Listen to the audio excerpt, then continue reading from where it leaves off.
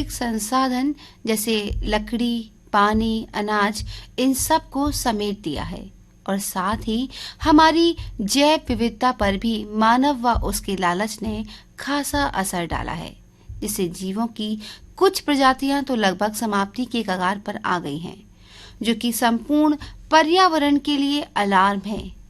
और क्या क्या दुष्परिणाम हैं घटते प्राकृतिक संसाधनों व कमजोर होती जैव व्यवस्था के, जानते हैं आज की वार्ता में, जिसका विषय है क्षीण होते प्राकृतिक संसाधन और कमजोर होती जैव विविधता।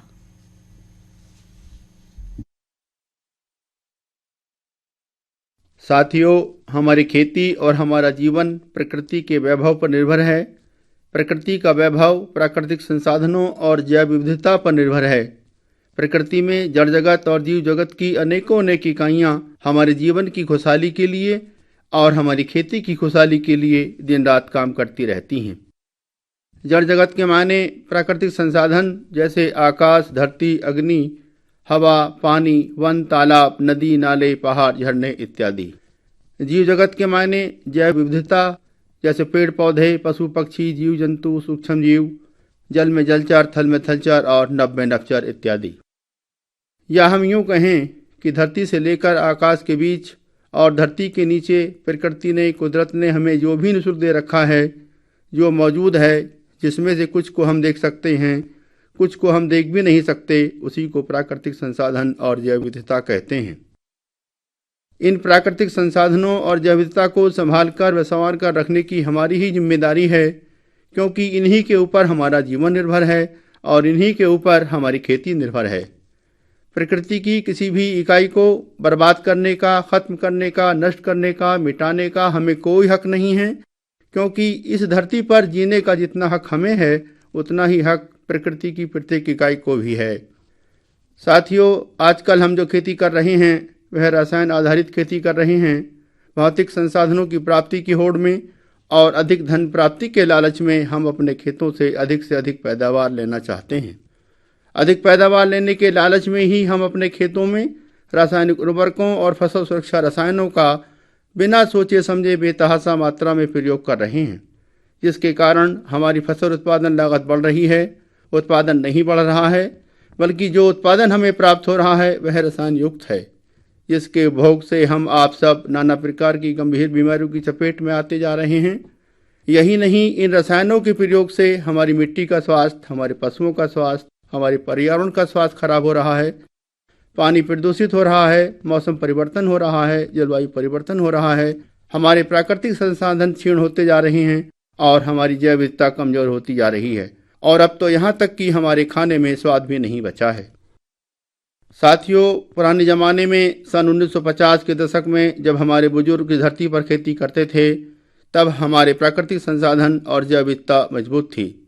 हमारे देश में 1950 के दशक में लगभग 26% भूभाग वनों से आच्छादित था, जो अब घटकर लगभग मात्र 7% बचा है, जबकि कुल क्षेत्रफल के 33% भूभाग पर वन क्षेत्र होने चाहिए।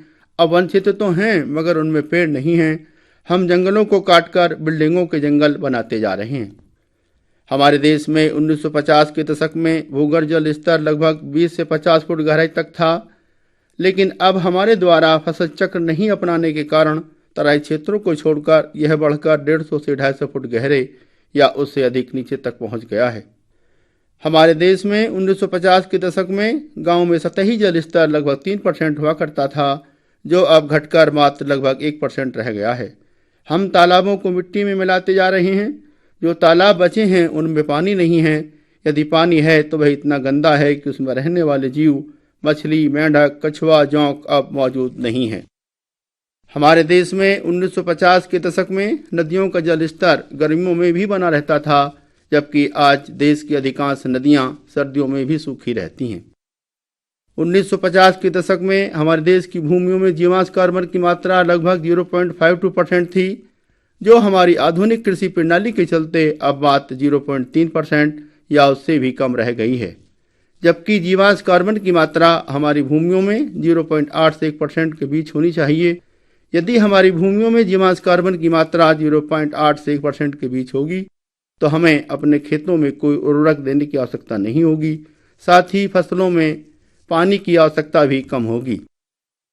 हमारे देश में 1950 के दशक में पक्षियों की संख्या इतनी थी कि अनाज को धूप में सुखाने के लिए एक आदमी को चिड़ियों से अनाज की रखवाली के लिए बैठना पड़ता था। लेकिन अब गांव में पक्षियों की संख्या इतनी है कि उन्हें आसानी से गिना जा सकता है।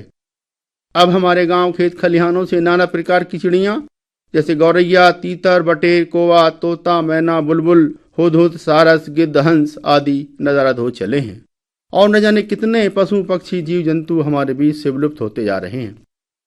हमारे गांव खेत खलिहानों के परिवेश में रंग बिरंगी तितलियां, मधुमक्खियां, रामजी गुड़िया, गुबरैला, केंचुआ अब नजर नहीं आते हैं। साथियों, इस दुनिया के इस धरती पर हम आखिरी इंसान नहीं हैं। हमारे मरने के बाद हमारी औलादों को भी इसी धरती पर प्रकृति की इसी व्यवस्था में जीना है।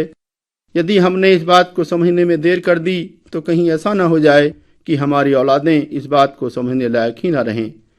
इसलिए हमें चाहिए कि हम प्राकृतिक संसाधनों के संरक्षण और जैव विविधता के संवर्धन के महत्व को समझें।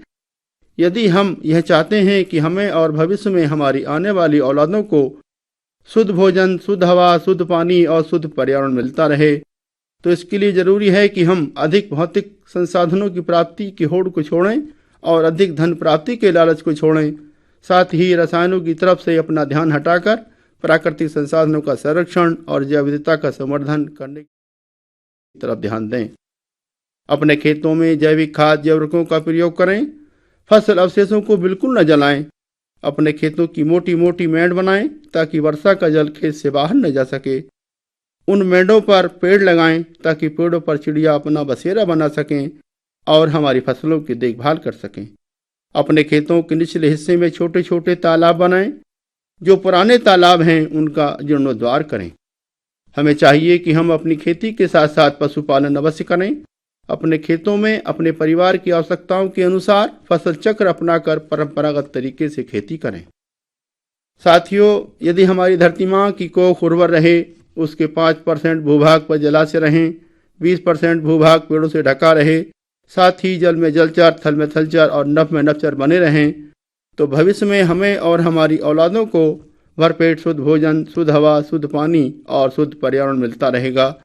तभी हम इस धरती पर खुशी से जी सकेंगे। याद रहे, यदि हमारे प्राकृतिक संसाधन क्षीण हो गए और हमारी जैव विविधता कमजोर हो गई तो ना हमारी खेती बचेगी और ना ही हमारा जीवन बचेगा।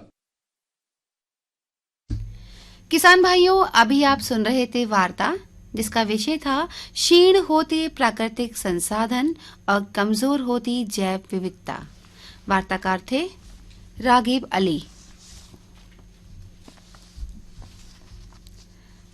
भाइयों, विश्व में कोरोना का वेरिएंट ओमिक्रॉन अपना